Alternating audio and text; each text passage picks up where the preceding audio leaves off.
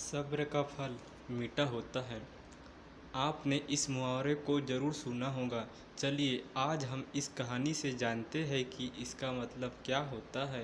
इस कहानी में बताया गया है कि तारों को कैसे ईर्ष्या का भाव उत्पन्न होता है और श्री नारद मुनि उनको कैसे इस मुहावरे का अर्थ समझाते हैं।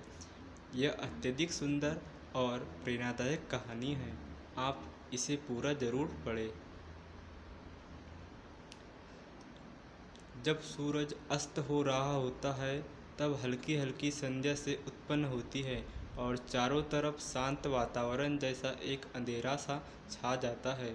सभी जीव जंतु पशु पक्षी अपने निवास स्थान को जाने लगते हैं और हल्की हल्की हवा चलने लगती है। हम सब आसमान की ओर देखते हैं तो सूर्य अस्त होता रहता है। तभी आसमान में तारे टिमटिमाने लगते हैं। कुछ तारे अत्यधिक चमकीले होते हैं परंतु कुछ कम चमकीले होते हैं। अधिक चमकीले तारे पर हमारी नज़र जल्दी पहुंचती है परंतु कम चमकीले वाले तारों पर हमारी नज़र बहुत कम ही जाती है। इसीलिए हम उन पर ध्यान नहीं दे पाते और उनकी सुंदरता फीकी पड़ जाती है। परंतु उन सब में से एक ऐसा तारा होता है जो अधिक चमकीला होता है, जिसके आने से पूरा आसमान जगमगा जाता है। वह इतना सुंदर और चमकीला होता है कि उसके जगमगाते ही लोगों के चेहरे पर खुशी आ जाती है। उसे हम स्वाति नक्षत्र के नाम से जानते हैं। अत्यधिक चमकीला और सुंदर होता है, जिसके आने से लोग खुश हो जाते हैं। इसीलिए बाकी के नक्षत्र स्वाति नक्षत्र से ईर्ष्या करते हैं और अपनी इस ईर्ष्या की कथा को श्री नारद मुनि को बताते हैं। नारद मुनि उन सभी तारों को समझाते हुए कहते हैं कि देखो, जो भी सब्र करता है उनकी कीर्ति संसार में होती है और मुझे प्रतीत होता है कि आप लोगों में धैर्य नहीं है। इसीलिए आप लोग संध्या काल में होते ही तुरंत जगमगाने लगते हैं, लेकिन स्वाति नक्षत्र अत्यधिक समय के बाद आसमान में निकट आता है तभी उसकी प्रतिस्पर्धा इतनी अधिक होती है, तभी सभी लोग के चेहरे पर मुस्कान आती है। इसीलिए कहा जाता है कि हमें सब्र करना चाहिए क्योंकि उसका फल मीठा होता है। यदि तुम देर में आसमान में टिमटिमाते होते तो तुम्हारा भी महत्व होगा और तुम्हें भी लोग अलग नाम से जानेंगे।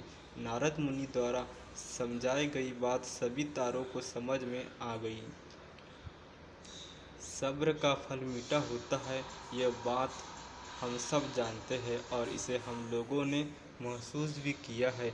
मैं हमेशा अपने कार्यों को पूरा करने के बाद उसके परिणाम के इंतज़ार में उतावला हो जाता हूँ या फिर अपने आने वाले कार्यों को पूरा करने के लिए उतावला हो जाता हूँ, जिससे मेरा आने वाला कार्य बिगड़ जाता है।